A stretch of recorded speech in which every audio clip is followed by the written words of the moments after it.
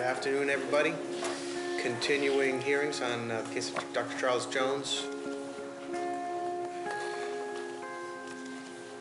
He had their records, which did not confirm the history that the mother had given. He'd been told that Nevada providers saw no reason to prescribe an antibiotic.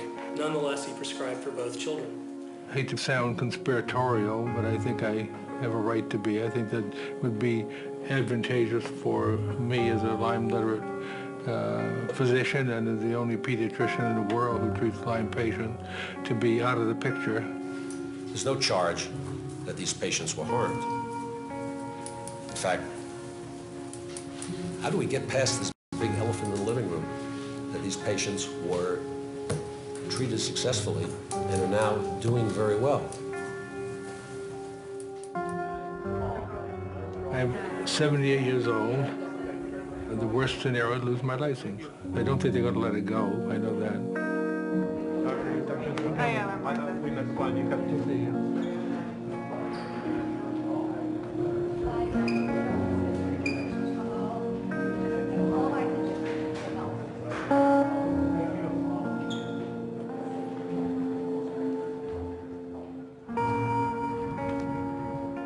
We all love Dr. Jones. He's like a father to me. If they succeed in taking his license away, I just don't feel that he's gonna feel like he needs to be here anymore. And that's very sad to me.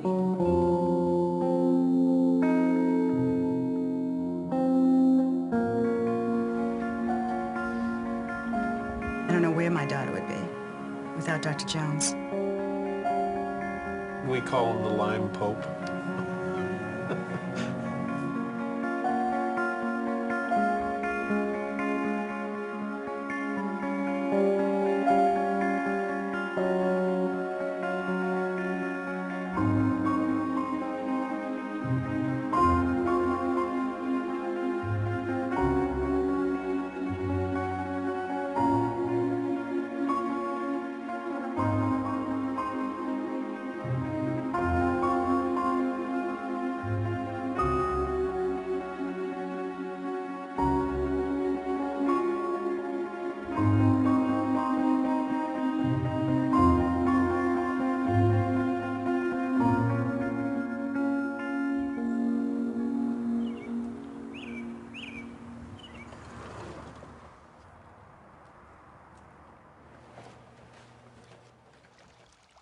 I was probably the 30th individual who had been called before a medical board for treating persistent Lyme disease.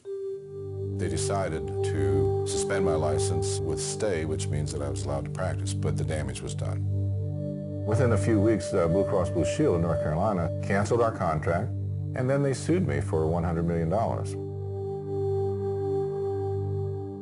Financially, I've lost essentially everything.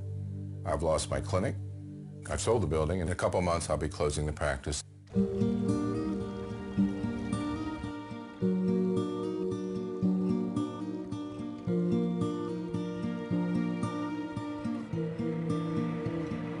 They had the vision loss, and they were starting to lose their hearing there. They were really young when they were losing it.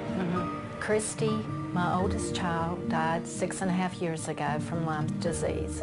She was 19 years old. Courtney is 25 years old. Can you say doctor? Say doctor. Doctor.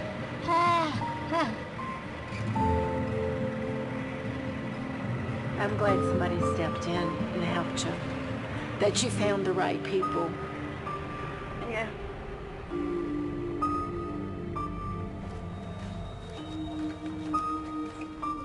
Hey, sweet. How you doing? Good, how are you?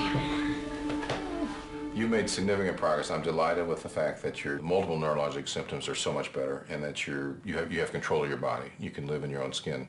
From someone who came unable to swallow and you know, bedridden, altered sense of smell and uncontrolled tremors and seizures and couldn't stand up and gosh. I'm looking good. You're looking good.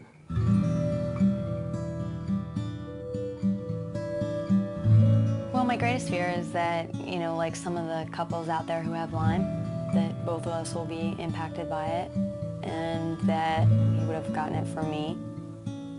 You know, he's complained about a lot of aches and pains. I'm not old, but I'm getting older, and there's things that I'm feeling that probably happen to everybody. Like one of my eyes right now, I gotta go to a vision guy because one of my eyes is blurred out, and I've always had 20/10 vision. I mean, all of a sudden this eye, and it was like an overnight thing that suddenly I'm having issues with blurry vision on one of my eyes, getting headaches, which I account towards the blurry vision. But bottom line is... Mono-like symptoms. Goes horizontal, he's out. Just feeling lethargic. I won't tell you that it's not in the back of my mind that it is possible. Lyme is a distant cousin to syphilis, which is obviously sexually transmitted. Now, if Lyme were found to indeed be a sexually transmitted disease, it would change the landscape of the whole argument. The only way that Lyme disease is transmitted is through the bite of an Ixodes tick. We know about Lyme disease. It's something that we have a good handle on. That's really the bottom line.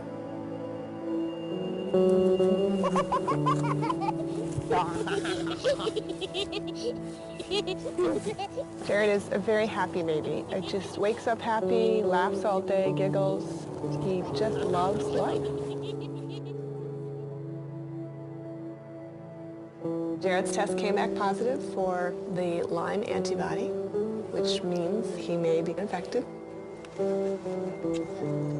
He may end up getting very sick someday because of it. But we're very lucky right now. He's doing well.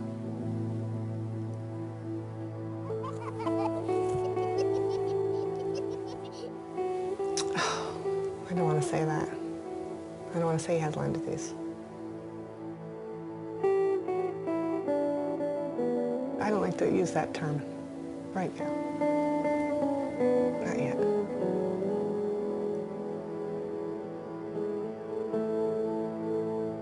The controversy in Lyme disease is a shameful affair because the whole thing is politically tainted. Money goes to people that have, for the past 30 years, produced the same thing. Nothing.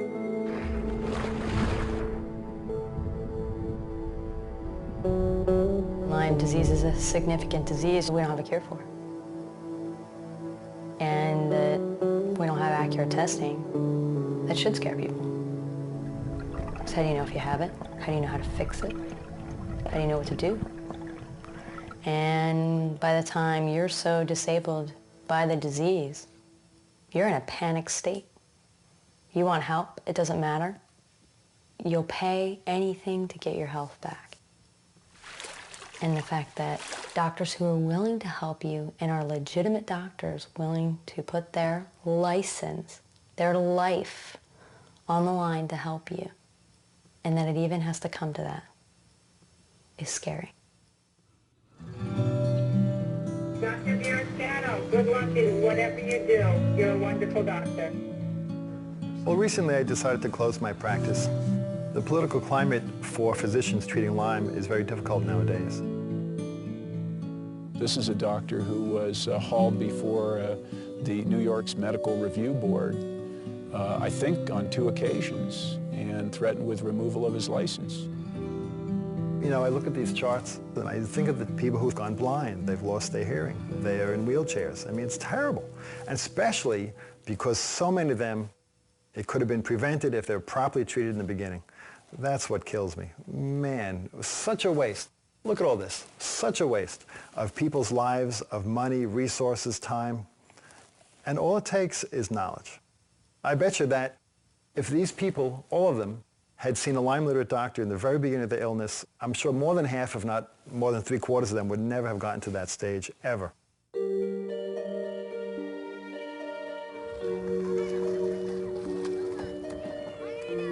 Lyme can go in so many directions. There's the people that are hit really hard, that are actually crippled and handicapped and very visibly ill. And then there's people like myself that, you know, are invisibly ill, like the walking dead. Now there is a possibility of getting my body back.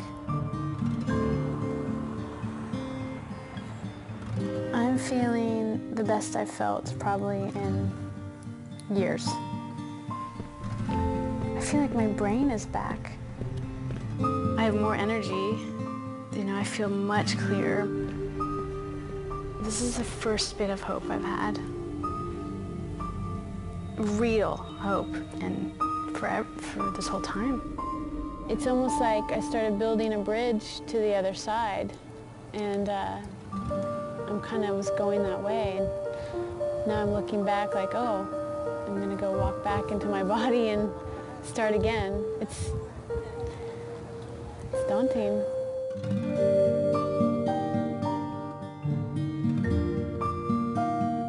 I met a lovely gentleman who's been really supportive, and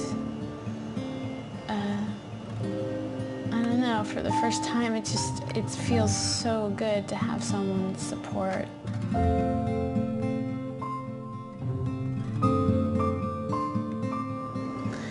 I don't have to go it alone anymore.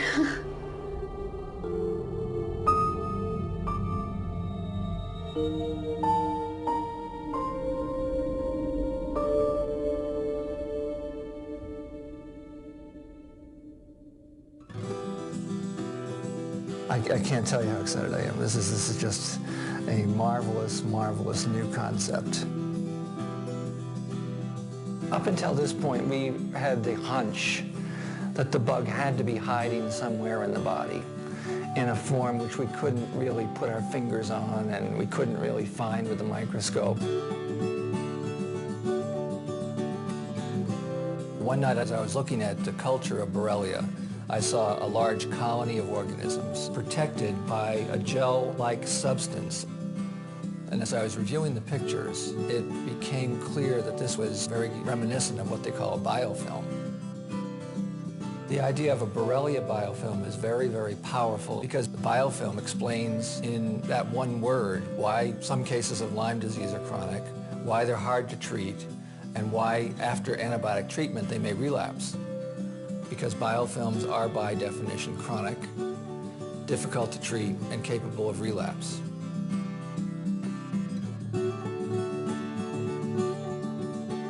It's absolutely revolutionary. The major medical journals have published that chronic Lyme disease is not real and it's a psychosomatic condition. The biofilm model dismantles that entire argument.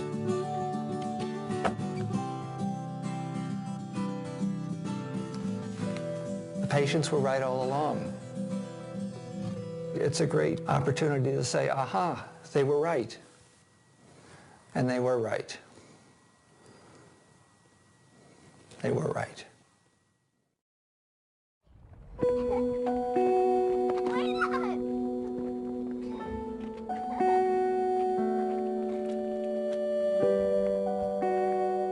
This disease nearly destroyed my life.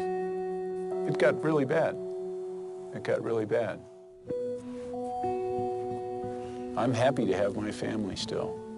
I'm thankful to them for staying with me. I'm back. I'm glad to be here.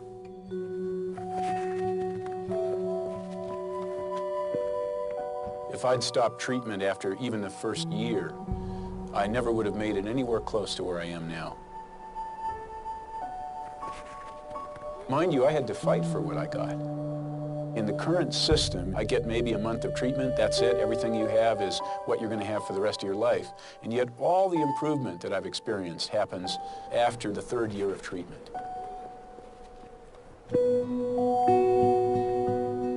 And then there's the phase where I start to get my life back. And that's the phase I'm in now.